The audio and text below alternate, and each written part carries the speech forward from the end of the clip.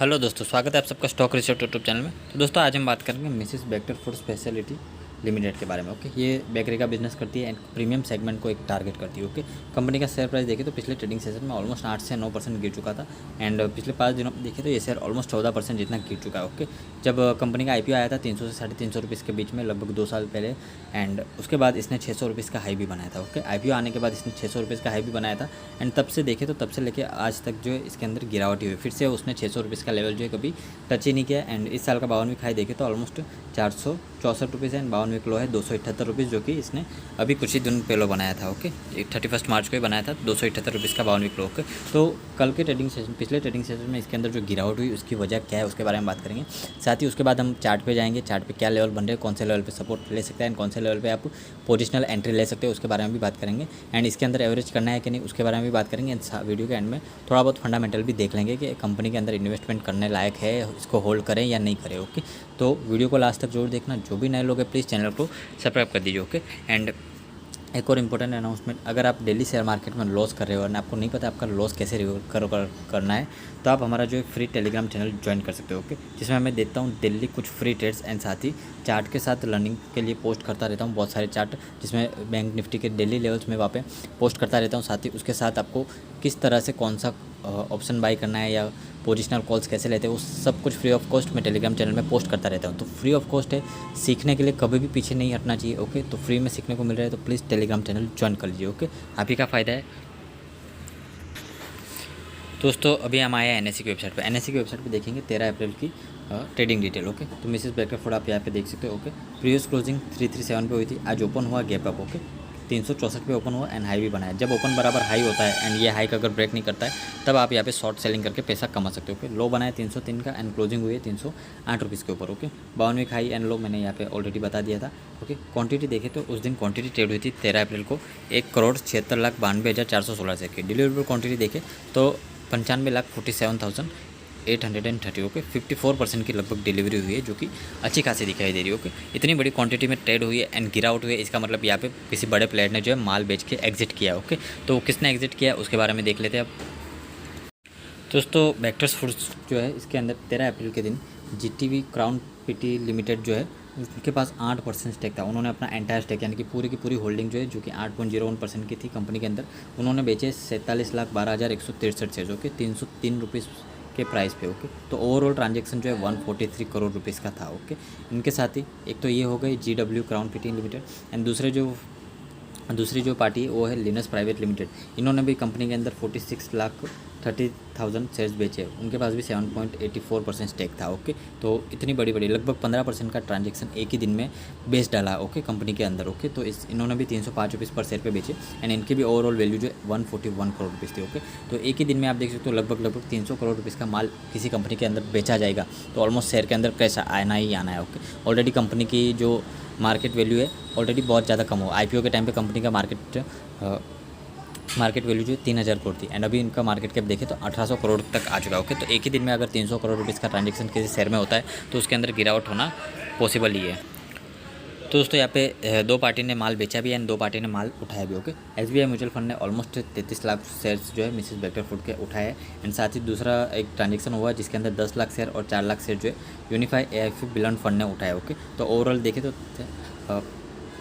47 lakh shares की buying हुई है एंड लगभग 93 लाख शेयर्स की सेलिंग हुई है। ओके, तो 50% डिलीवरी इसी वजह से हमको दिखाई दे रही है। ओके, बाकी ओवरऑल ऑपरेटर ट्रेडिंग करते रहते हैं इंट्राडे में, उसकी वजह से वॉल्यूम हमको बहुत ज़्यादा दिखाई देता है। ओके, अब चार्ट पे देख लेते हैं कौन से लेवल बन रहे हैं। दोस्तों अभी हम आ चुके हैं चार्ट पे। ओके, चार्ट पे देखें तो ये फिलहाल अपने 50 day moving average and 200 day moving average दोनों के नीचे ट्रेड कर रहा है। ओके, तो 31 मार्च को इसने 278 का लो बनाया था एंड उसके अगले दिन देखें तो 3-4 ट्रेडिंग सेशन के अंदर इसने फिर से 370 का हाई बनाया था। ओके, तो 370 से ये शेयर फिर से नीचे आ चुका है। तो 370 जो है अभी फिलहाल इसका रेजिस्टेंस पॉइंट बन चुका है। ओके, एंड ऐसा नहीं कि अभी बनाए, 370 के लेवल पे ये पहले भी कंसोलिडेट करते करते नीचे आ चुका है। ओके, तो 370 का इसका काफ़ी इंपॉर्टेंट रेजिस्टेंस लेवल है, इसके ऊपर जाते ही दूसरा नेक्स्ट ब्लास्ट होगा। ओके, सपोर्ट की बात करें तो फिलहाल इसका जो है एकदम इंपॉर्टेंट सपोर्ट 305 रुपीज़ के आसपास दिखाई दे रहा है, जहाँ पे इसने प्रीवियस ट्रेडिंग में प्रीवियस ट्रेडिंग सेशन में सपोर्ट लिया। ओके, तो 305 के नीचे जाता है तो फिर से हमको 280 रुपीज़ के लेवल यहाँ पे दिखाई दे सकते हैं। ओके, तो यहाँ पे जो भी पोजिशनल बायर से 280 रुपीज़ पे बाय कर सकते हैं, 260 रुपीज़ का एसएल लगा के। ओके, तो एकदम हैवी क्वांटिटी में बाय मत करना, छोटी सी क्वांटिटी बाय करना। ओके, 280 रुपीज़ के आसपास आता है, 1-2 रुपये ऊपर नीचे आप बाय कर सकते हो अपने हिसाब से। 280 के आसपास आता है तो हम यहाँ पे एंट्री लेने के बारे में सोचेंगे मार्केट की कंडीशन को देख के। ऐसा नहीं कि 280 पे आया और ले लिया। ओके, फाइनली बाय करना है कि नहीं वो मैं टेलीग्राम चैनल में पोस्ट कर दूंगा, इसके लिए बोल रहा हूँ टेलीग्राम चैनल ज्वाइन कर लेना, ताकि आपको 10 से 20% अगर आप कमाना चाहते हो पोजिशनल में 1 वीक के अंदर, तो आप टेलीग्राम के थ्रू कमा सकते हो फ्री ऑफ कॉस्ट। ओके, तो 280 के नीचे आएगा तो 260 का ऐसा लगा के हम बाई करेंगे। एंड टारगेट जो हमारा रहेगा 320 एंड फिर 350। ओके, ये 2 टारगेट हमारे रहेंगे, ईजिली हमको 15 से 20% मिल सकते हैं। अब देख लेते हैं फंडामेंटल के बारे में कि कंपनी के अंदर चल क्या रहा है, कंपनी में लॉन्ग टर्म के लिए इन्वेस्ट करना चाहिए या नहीं।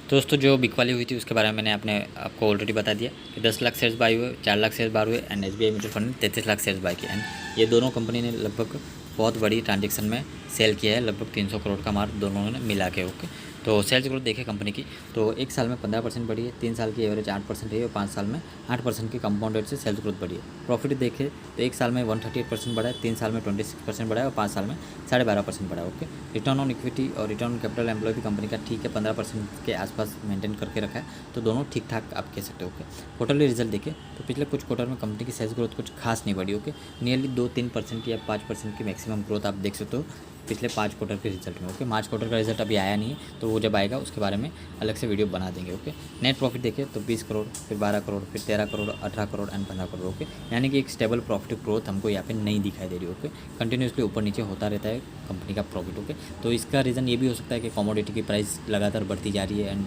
बिस्किट के प्राइस तो हम नहीं बढ़ा सकते, लेकिन क्वांटिटी हम जरूर कम कर सकते हैं। जैसे पार्ले जी पहले 5 रुपये में 100 ग्राम आता था, लेकिन अब 5 रुपये में क्या आता है आपको पता ही। ओके, एंड ईयरली बेसिस पे देखें तो कंपनी में 5 साल का रिवेन्यू जो है अच्छे से बढ़ रहा है। ओके, धीरे धीरे करके ही बढ़ रहा है, लेकिन थोड़ा थोड़ा करके बढ़ रहा है। तो अगर इस स्लो ग्रोथ रहेगी तो शेयर प्राइस भी धीरे धीरे ही बढ़ेगा। ओके, एकदम से अगर कंपनी का रिवेन्यू एकदम से डबल हो जाता है तो शेयर प्राइस भी डबल होने की पॉसिबिलिटी है, लेकिन नेट प्रॉफिट भी बढ़ना चाहिए। क्या ऐसा नहीं कि सिर्फ रिवेन्यू बढ़ता जा रहा है, नेट प्रॉफिट भी देखें तो यहाँ पे अच्छा खासा था, तभी IPO के वक्त इसकी वैल्यूएशन जो है 3000 करोड़ के ऊपर जा चुकी थी। ओके, एंड शेयर जो है IPO आया था तब 3000 करोड़ की वैल्यूएशन थी, एंड उसके बाद 6000 करोड़ की भी हो गई थी जब शेयर प्राइस 600 रुपीज़ तक चला गया था। एंड अभी फिलहाल देखिए तो ऑलमोस्ट 1800 करोड़ रुपीज़ की वैल्यूएशन। ओके, एंड कंपनी का ब्रांड रेपुटेशन जो है काफ़ी अच्छा है। कंपनी जो है नॉर्थ इंडिया में प्रीमियम ब्रेड के सेगमेंट के अंदर काम करती है, साथ ही नॉन ग्लूकोज बिस्किट में भी कंपनी जो है मार्केट लीडर है। ओके, कंपनी के पास जो है इंस्टीट्यूशन के साथ मिलके सप्लाई और प्रोसेसिंग का काम करती है। एंड कंपनी का जो है one of the leading biscuit brand भी है। एंड प्रीमियम सेगमेंट के अंदर कंपनी जो पंजाब, हिमाचल प्रदेश, जम्मू कश्मीर एंड लद्दाख के अंदर, एंड इंग्लिश ओवन जो है लार्जेस्ट सेलिंग ब्रांड है कंपनी के प्रीमियम बेकरी सेगमेंट के अंदर। ओके, जो कि दिल्ली, NCR, मुंबई और बेंगलुरु के अंदर ये पेश करते हैं।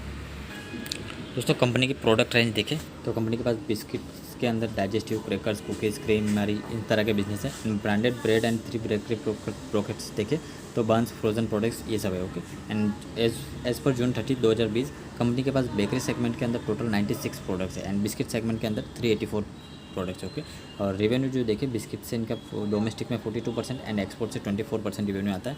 ब्रेड एंड बेकरी प्रोडक्ट से 21% एंड इंस्टीट्यूशनल ब्रेकर से 8% का रेवेन्यू आता है। ओके, बाकी डोमेस्टिक ब्रांडेड बिस्किट से 37%, एक्सपोर्ट ब्रांडिंग बिस्किट से 12% and biscuit export under private level 20% आता है। इंस्टीट्यूशनल ब्रेकर से 13% आता है, ब्रांड डोमेस्टिक बेकरी से 11% आता है, मैन्युफैक्चरिंग बिस्किट से 6% आता है। ओके, ओवरऑल सब कुछ यहाँ पे अच्छा ही दिखाई दे रहा है, लेकिन एक प्रॉब्लम है जो यहाँ पे कंपनी को फेस करना पड़ता है, वो है कंपटीशन। ओके, बिस्किट सेगमेंट में आपको ऑलरेडी पता है ITC है एंड ब्रिटानिया है, एंड ब्रिटानिया की टक्कर में कोई नहीं आपको पता है बिस्किट के अंदर। ओके, तो बस एक कंपटीशन का ध्यान रखें तो कंपनी धीरे धीरे सस्टेनेबल ग्रोथ कर सकती है। कुछ अलग स्ट्रेटेजी से कंपनी और मैनेजमेंट काम करे तो लॉन्ग टर्म में अच्छा सा फ़ायदा तो दे सकती है, लेकिन फिलहाल मैं इसको लॉन्ग टर्म के लिए कोई भी रिकमेंड नहीं करूँगा।